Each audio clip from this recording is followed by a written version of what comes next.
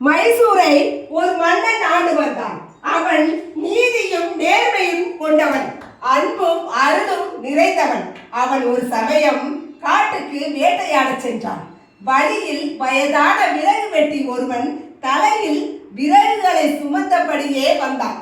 மன்னன் விறகு வெட்டியை பார்த்ததும், இந்த தள்ளாத வயதில் இவர் இப்படி கஷ்டப்படுகிறார் என்று வருந்தினான்.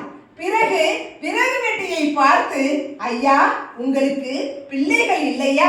இந்த வயதிலும் இப்படி பாடுபடுகிறீர்களே என்று கேட்டான். அதற்கு விறகு வெட்டி சொன்னான், அரசே, எனக்கு பிள்ளைகள் இருக்கிறார்கள். ஆனால் அவர்கள் இப்போது என்னுடன் இல்லை. அவர்கள் தங்களுடைய மனைவிமார்களின் பேச்சை கேட்டு தனிக்குடித்தனம் போய்விட்டார்கள். இப்பொழுது வீட்டில் நானும் என் மனைவி மட்டும்தான் இருக்கிறோம். அதனால் இப்படி பாடுபடும்படி ஆகிவிட்டது என்றான். இதை கேட்டதும் அரசன் அந்த விறகு வெட்டியின் துன்பத்தை போக்குவதற்கு தன் நாட்டில் உள்ள சந்தன காட்டின் ஒரு பகுதியை அவனுக்கு தானமாக வழங்கினான். இதனால் விறகு வெட்டி பெரும் மகிழ்ச்சி அடைந்தான். விறகு வெட்டிக்கு தன்னுடைய சந்தன காட்டை நன்கொடையாக தந்ததில் அரசனுக்கோ பெரும் மகிழ்ச்சி. ஏனெனில் கிழவனான அவன் சந்தன மரங்களை வெட்டி விற்பான். ஒவ்வொரு மரமும் 1 லட்சம் விலை பெறும்.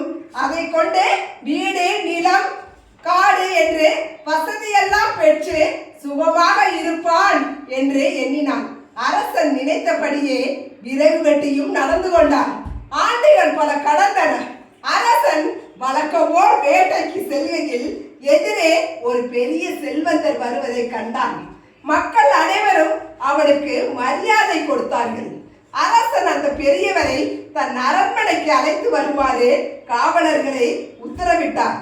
அந்த பெரியவரும் அரசரின் ஆணைக்கிணங்க கட்டுப்பட்டு பெரிதும் மகிழ்ந்து மன்னன் முன் வந்து நின்றார்.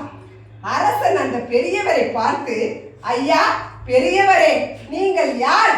உங்களுக்கு இந்த நாட்டு மக்கள் பெரிதும் மரியாதை கொடுக்கிறார்களே, என்ன காரணம் என்று கேட்டார். அதற்கு அந்த பெரியவர் சொன்னார், அரசே, என்னை தெரியவில்லையா உங்களுக்கு?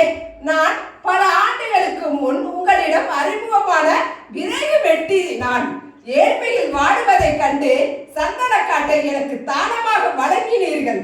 நான் அந்த மரங்களை வெட்டி நல்ல விலைக்கு விற்று பெரும் பணக்காரன் ஆனேன். அரசருக்கு ஒரே மகிழ்ச்சி.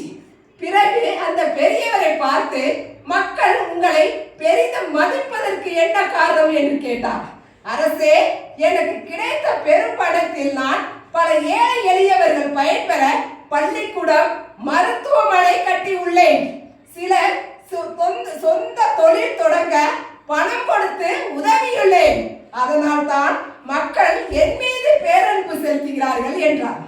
மன்னன் தான் செய்த தியாகம், அந்த தியானம் எப்படியெல்லாம் நற்பயன்களை விளைவிக்கிறது என்று எண்ணி மனதிற்குள் ஒரே ஆனந்தம், ஒரே மகிழ்ச்சி. அந்த பெரியவரை பாராட்டினார். ஆக தானம் செய்வது சிறந்தது. நாம் ஒருவருக்கொருவர் தானம் அளிப்பதால் அதனால் தான் பலரும் பயன்படுகிறார்கள். எனவே அனைவரும் தானம் செய்யும் நற்பண்பை வளர்த்து கொள்ள வேண்டும்.